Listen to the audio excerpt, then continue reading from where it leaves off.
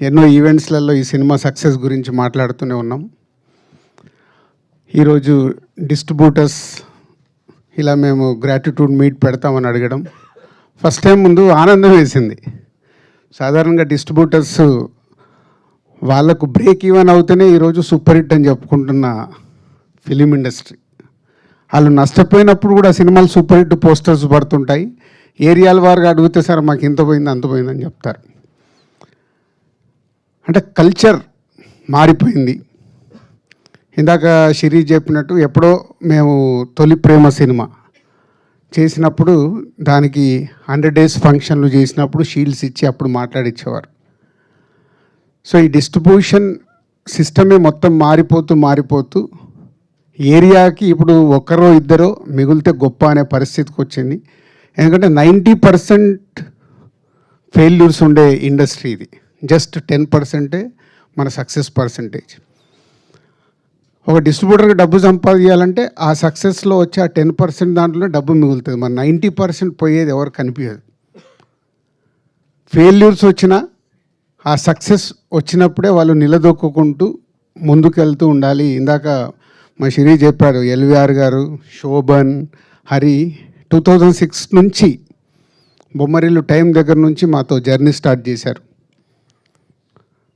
సక్సెస్లు ఉన్నాయి, మధ్య మధ్యలో మాకు అప్ అండ్ డౌన్స్ ఫెయిల్యూర్స్ ఉన్నాయి.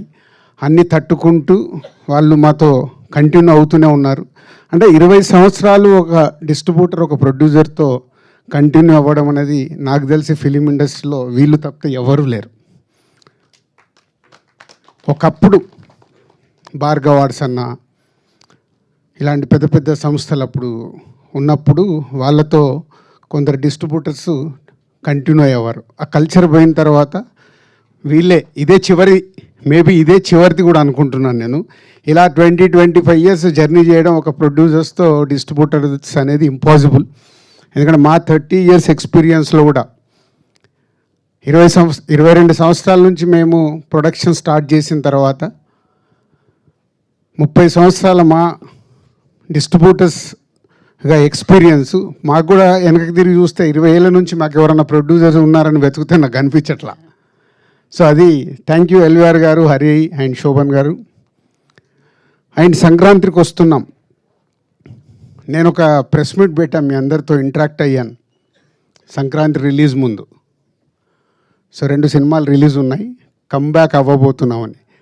అవుతామో లేదని తడబడే లోపే అనిల్, ఎందుకు సార్ మీరు అంత కాన్ఫిడెన్స్గా మీరు స్టేట్మెంట్ ఇచ్చిన తర్వాత అవ్వకుండా ఎలా పోతుందని సంక్రాంతికి వస్తున్నాంతో ఒక సెన్సేషనల్ హిట్. ఇందాక హరి చెప్పాడు, అంటే ఒక 72 daysలో ఒక సినిమాని డైరెక్టర్గా అనిల్ డిజైన్ చేసి వెంకటేష్ గారు లాంటి ఒక సీనియర్ ఎక్స్పీరియన్స్ హీరోతో వాళ్ళు ప్లాన్ చేసి ఒక బాల్ని 6 కొడితే ఎలా ఉంటుందో ప్రూవ్ చేశారు.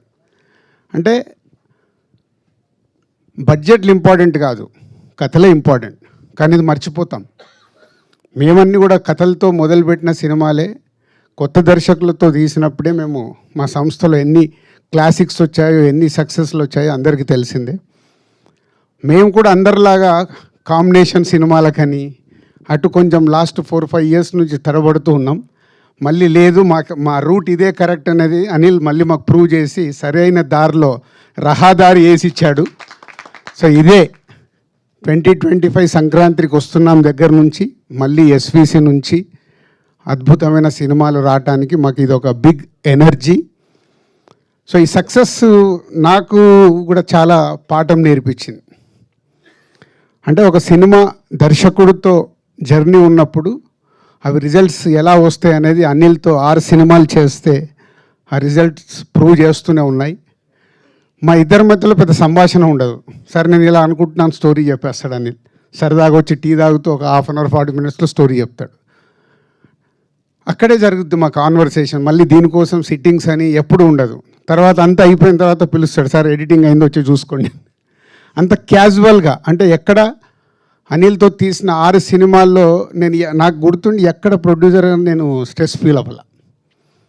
ఒక కంఫర్ట్. అనిల్ కూడా అలాగే ఉండే. సొంత ఎప్పుడు నా సొంత ఫ్యామిలీ, నా సొంత బ్యానర్ అని చెప్తా. అంటే దానికే సినిమాకి ఏం కావాలో ఎలా కావాలన్నా నాకు ఇది కావాలి సార్ అని చెప్పి కంప్లీట్ చేస్తుంటాడు. ఇక్కడ ఈ సినిమాలో ఒకే ఒక పాట అడిగాడు, బ్లాక్ బస్టర్ సాంగ్ నేను బాగా తీయాలి సార్, దీనికి నేను అడిగిన బడ్జెట్ ఇవ్వండి అని. అలాగే దాని విజువలైజేషన్లో అద్భుతంగా తీసి ఈరోజు ఈ సినిమాకి అదొక రీజన్ ఇంత పెద్ద సక్సెస్కి. Thank you Anil, thank you very much. Already Shirish మొన్ననే చెప్పేశాడు, ఎక్కడో పడిపోబోతున్న మమ్మల్ని తీసుకొచ్చి నిలబెట్టి మళ్ళీ ఇంకొక 10 సంవత్సరాలు మళ్ళీ తిరుగు లేకుండా సినిమాలు తీస్తాం. ఈ రిజల్ట్స్ 100% వస్తాయి. ఒక సినిమా మీద కష్టపడి చేసినప్పుడు రిజల్ట్స్ వస్తాయని ఎప్పుడూ తెలుసు. అలాంటి స్పీడ్ బ్రేకర్లు మాకు వస్తూనే ఉన్నాయి. సార్ స్పీడ్ బ్రేకర్ కాదు, కోవిడ్ దగ్గర నుంచి గతుకు రోడ్లలో ట్రావెల్ చేస్తున్నాం, మళ్ళీ తార్ రోడ్ ఎక్కించావు.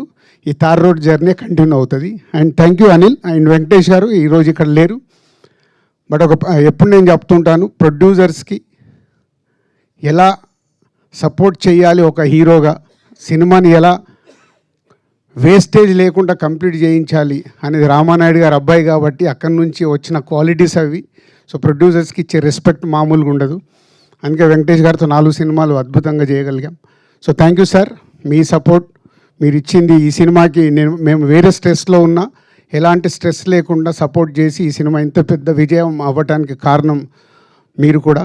అలాగే whole team, my technicians, my ఆర్టిస్టులందరికీ thank you very much. Thank you so much Dil Raju garu. So ఆ తర్వాత మా డైరెక్టర్ గారు మాట్లాడతారు. ఆయన గురించి ఒకటే మాట అండి, ఆయన ఏ సినిమా తీసినా కూడా ప్రేక్షకుడి షూస్లోకి వెళ్ళి నేను ఎలా రాస్తే వాడు నవ్వుతాడు, నేను ఎలా రాస్తే వాళ్ళందరూ ఎంజాయ్ చేస్తారు అని వాళ్ళ షూస్లోకి వెళ్ళి రాసేటువంటి డైరెక్టర్. మరి చాలా తక్కువ టైంలో ఇంత మంచి సినిమాను మనకు అందించి డిస్ట్రిబ్యూటర్ ఫ్యామిలీస్ టెన్షన్